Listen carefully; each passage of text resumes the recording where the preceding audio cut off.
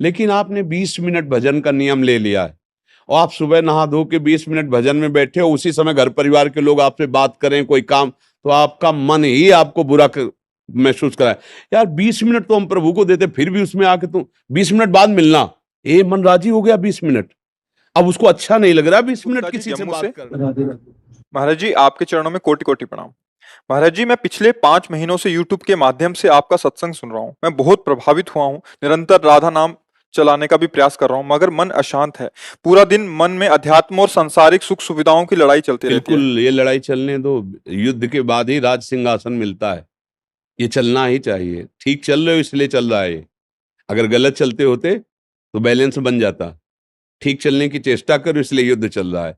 परास्त मत होना, लड़ते रहना, वो नष्ट हो जाएंगे, क्योंकि वो आगमा पाइनो अनित्यास, वो आने जाने वाले नाशवान वृत्तियां हैं। और ये नाम सत्य सच्चिदानंद में है। मन अशांत इसलिए कि कोई भी मरना नहीं चाहता। मन मार्या, तन बस में कीना, हुआ भरम सब दूर, बाहर से कुछ दिखत नाई, अंदर चमके नूर। आपो त्याग जगत में बैठे नहीं किसी से काम, उनमें तो कछु अंतर नाई, संत का हो चाहे राम। तो मन मरना बहुत कठिन होता है। मन मरना का मतलब होता है निर्विषय होना। अब वो उसी में जीवित रहा है अभी तक, अब उसको नाम और अध्यात्म आप सिखा रहे हो, उसको बहुत बुरा लग रहा है, अच्छा नहीं लग रहा। यद्यपि चाह उसकी यही है, पर आदत बिगड़ गई। चाह यही, देखो हर भोग में जाएगा, इसके बाद वो कह देगा नहीं यार इसमें नहीं, वो जो मैं चाह रहा हूं वो इसमें नहीं है। बार बार वो बदलने की चेष्टा करता है, अर्थात वो कुछ ऐसा चाहता है जो यहां नहीं है। वो है भगवदानंद, पर उसको अभी तक विषयानंद की चाट लग गई है, तो भगवदानंद की बात सुनते ही वो घबरा जाता है। इसीलिए अशांति पैदा करता है, घबराहट पैदा करता है, क्योंकि वो चाहता है कि तुम भजन बंद कर दो। लेकिन चुपचाप चलते रहिए, एक दिन यही मन भजन को पकड़ लेगा और तुम चाहोगे भी तो नहीं छोड़ेगा। जैसे आप चाह रहे हो ना विषय छूट जाए, नहीं छूट रहा ना, ऐसे एक दिन ये भजन पकड़ लेगा। जैसे कैसे पकड़ता है, जैसे आप अभी मानो पूरे भजनानंदी नहीं हो, लेकिन आपने 20 मिनट भजन का नियम ले लिया है और आप सुबह नहा धो के 20 मिनट भजन में बैठे हो, उसी समय घर परिवार के लोग आपसे बात करें कोई काम, तो आपका मन ही आपको महसूस कराए।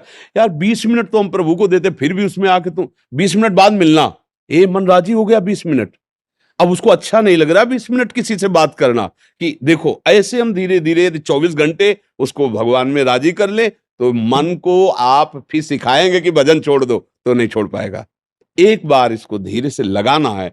अभी नया नया भगवत मार्ग में आ रहा है, पुराना विषयों में रहा है, इसलिए थोड़ी देर लड़ाई चलेगी। और जितना आपका प्रबल भजन है उतना ही आप जल्दी जीत जाओगे। आचरण आचरण सही, भोजन सही, वार्ता सही, मन वाणी से निष्पाप होते हुए भजन, तो पूर्व पाप नष्ट हुआ, मन प्रसन्न हो गया, मन शांत हो गया। भला भजन से मन कहाँ शांत होता है? जब संशय, दुविधा, पापाचरण, पाप प्रवृत्तियां, तब हमारा मन अशांत होता है। अभी दुविधा है मन को कि पता नहीं भगवदानंद है कि नहीं। विषयानंद तो हम भोग कर वर्तमान में आनंद लेते हैं, और ये कह रहे हैं कि राधा राधा जपो आगे सुख मिलेगा, तो इसलिए वो शांत है। पर बात मान के ही तो चला जाता है। अगर मानोगे नहीं तो अनुभव तो है नहीं, फिर कैसे चलोगे? अच्छा इतना तो मानना ही कि प्रभु है, प्रभु का नाम सत्य है, प्रभु की लीला सत्य है, प्रभु का रूप सत्य है, तो संतों की बात मान के चल लो, यही मन शांत हो जाएगा। देखो गोस्वामी तुलसीदास जी कहते हैं, पायो परम विश्राम, राम समान प्रभु नाहि। आज परम विश्राम मिल गया, अर्थात मन निश्चल हो गया, भगवदानंद में मगन हो गया, तो घबराओ नहीं, चलो। सबको जलना होता है। प्रारंभ में विषयाकार मन भगवान में लगने में बड़ी बाधा पहुंचाता है लंबे समय तक, और अगर आप जीत गए तो परम पद के अधिकारी हो गए। और जीतेंगे तो है ही, क्योंकि हमारे पास नाम है प्रभु का, वो असत है, और ये सत्य सच्चिदानंद प्रभु का नाम हमें जिता देगा। घबराने की जरूरत नहीं।